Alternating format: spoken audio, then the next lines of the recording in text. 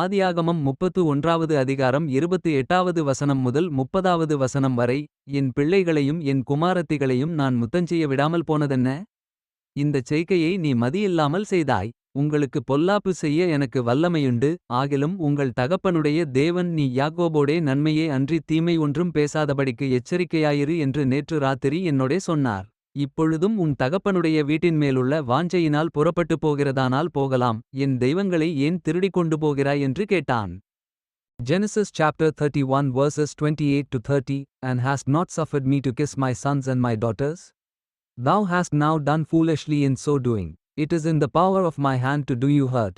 But the God of your fathers spake unto me yesternight, saying, Take thou heed that thou speak not to Jacob either good or bad. And now, though thou wouldest needs be gone, because thou so longest after thy father's house, yet wherefore hast thou stolen my gods?